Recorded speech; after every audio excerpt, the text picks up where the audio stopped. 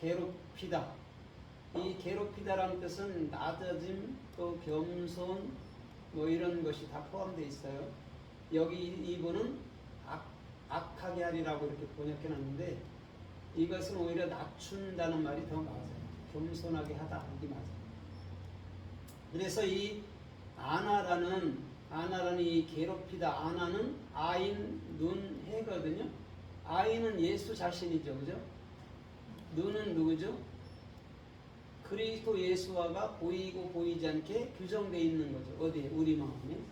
그러면 우리가 모든 율법을 복음으로 알고 또한 모든 것들을 벗어나서 이제는 영적인 삶을 살 수 있다라고 하는 거예요. 그게 아나예요. 그러면 오늘 본문에 보면 이스라엘 백성들이 정확히는 430년 만에 이집트에서 나오거든요.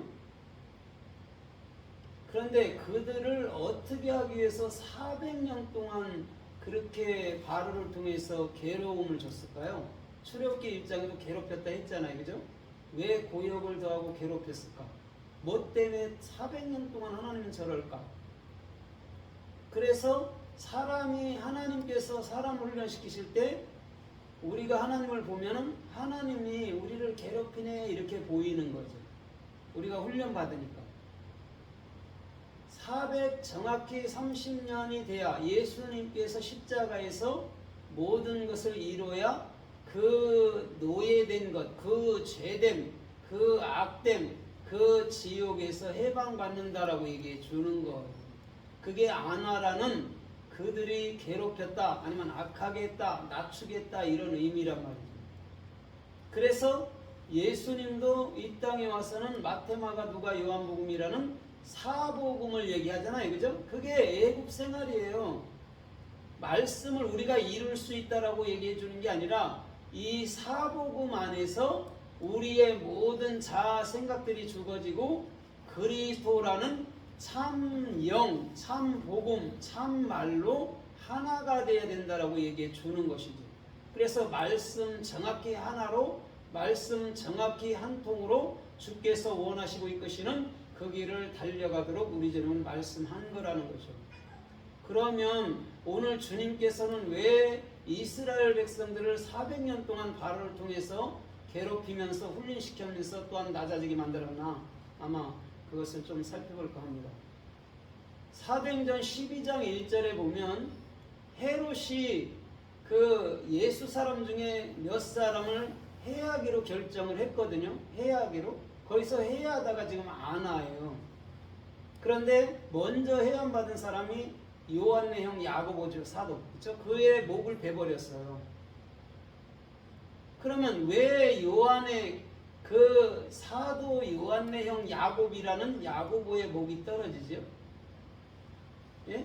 옛사람은 그렇게 죽어야 된다는 거, 야곱이 죽어야 요한이라는 이스라엘로 살 수 있다는 걸 보여주는 거예요. 그걸 뭐라고 그래 지금?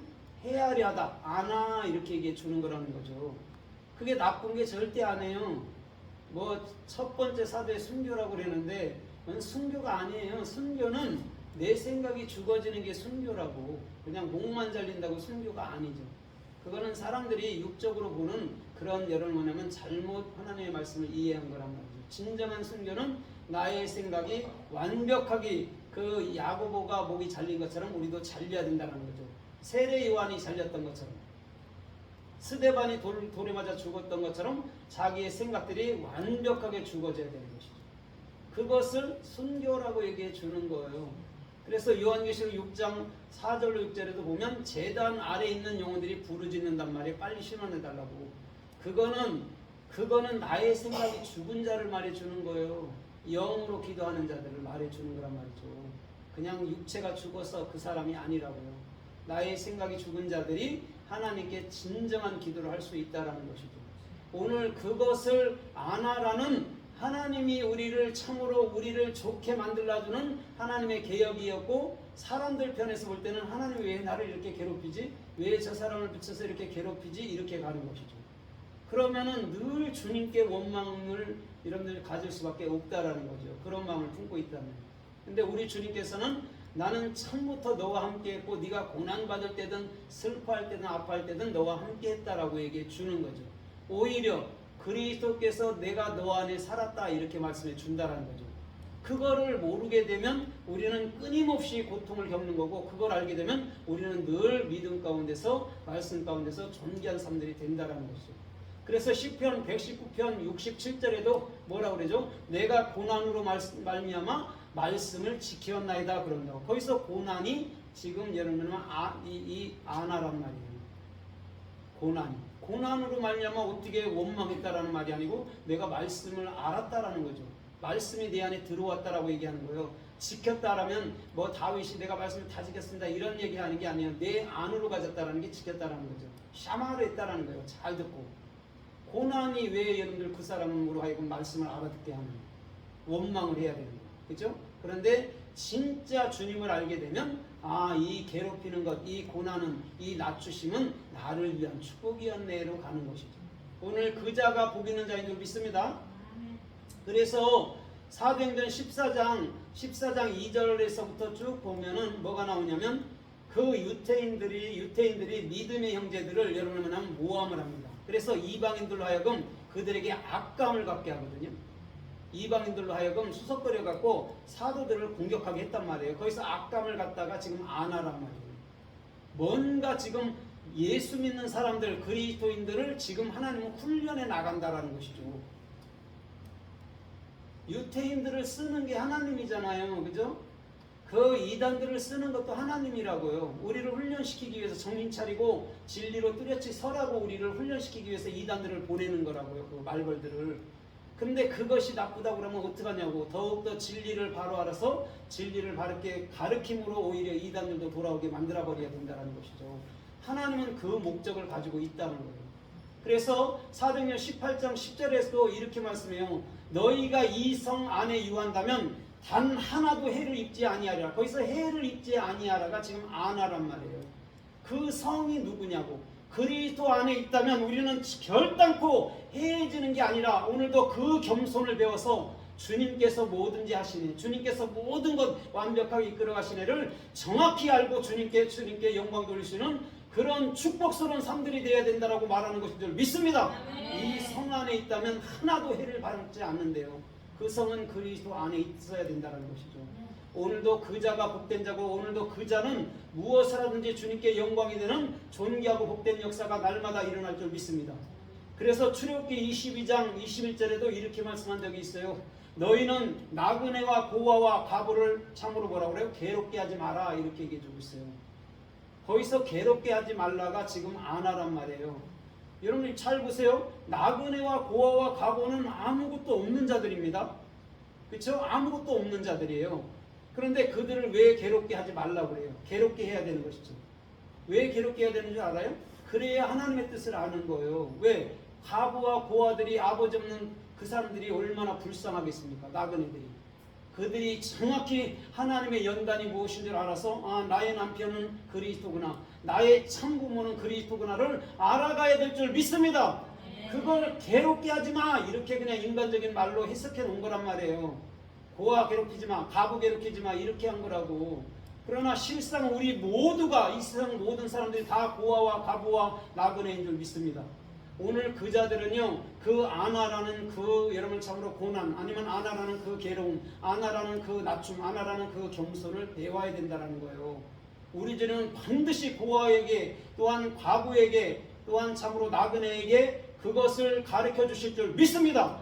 그래야 더 이상 고아로 살지 않고 과부로 살지 않고 나그네로 살지 않을 거 아닙니까? 주님이 나의 주인으로 살 거 아닙니까? 그렇기 때문에 주님은 그들에게 훈련을 시켜준다라는 것이죠.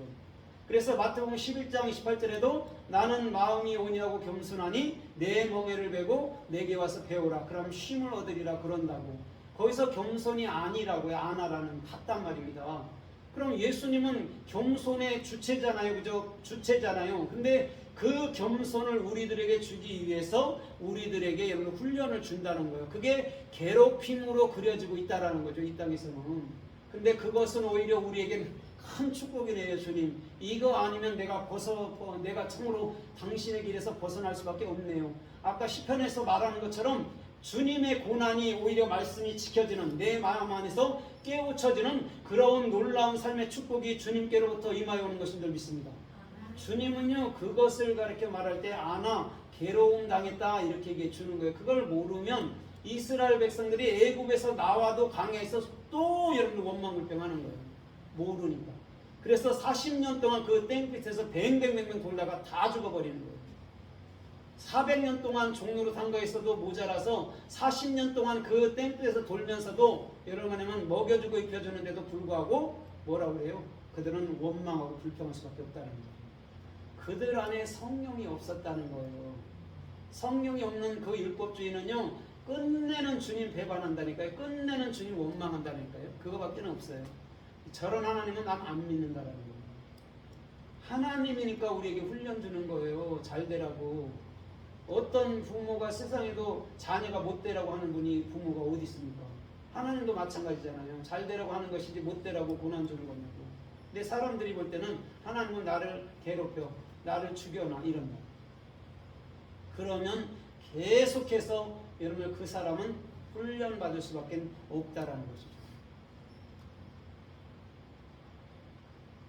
그래서 창세기 16장 6절에서도 보면 하갈을 끌어들인 건 사라인데 오히려 하갈이 아이를 가지니까 사라가 하갈을 학대합니다. 거기서 학대하다가 여러분 아나예요.